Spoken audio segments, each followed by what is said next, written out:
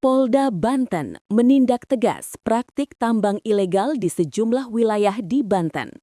Dalam operasi ini, petugas mengamankan 8 pelaku beserta sejumlah alat berat dan barang bukti lainnya, termasuk praktik penambangan emas yang diduga menggunakan bahan berbahaya.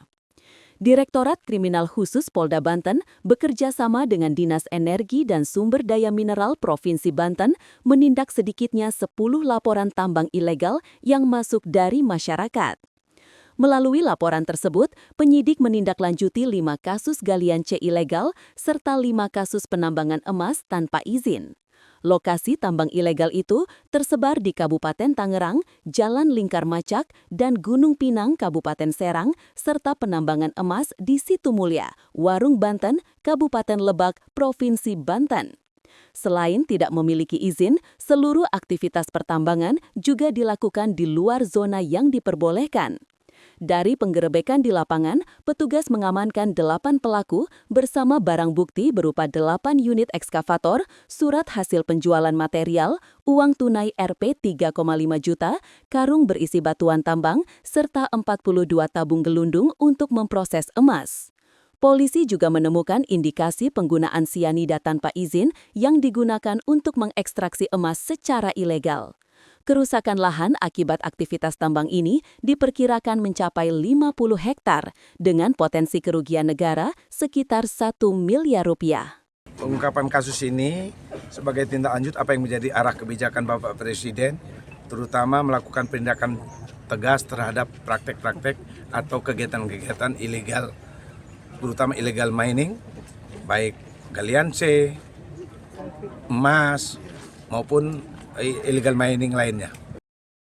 Kapolda Banten juga meminta masyarakat untuk aktif memberikan informasi, mengingat luasnya wilayah hukum Polda Banten yang tidak sebanding dengan jumlah personel di lapangan.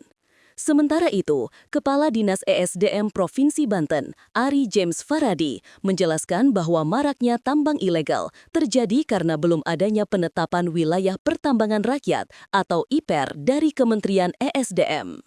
Beberapa wilayah di Kabupaten Lebak dan Pandeglang telah diajukan dan kini tengah menunggu keputusan menteri.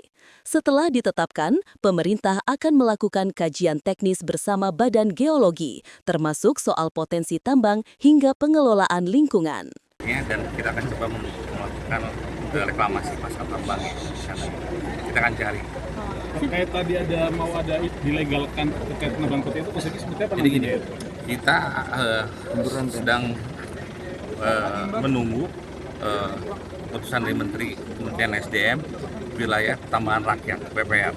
Kita sudah mengajukan beberapa wilayah di Kabupaten Pandeglang dan Lebak, dan mudah-mudahan nanti disahkan oleh Pak Menteri. Pemprov Banten juga sedang mendata 55 titik gurandil atau tambang emas tradisional yang telah ditutup oleh Satgas. Para penambang yang terdampak akan didorong untuk beralih profesi atau diarahkan mengurus izin jika wilayah pertambangan rakyat sudah memenuhi syarat untuk dibuka. Dengan penindakan ini, Polda Banten menegaskan komitmennya memberantas praktik pertambangan ilegal yang merusak lingkungan dan merugikan negara, sekaligus membuka ruang bagi tambang rakyat yang legal dan ramah lingkungan.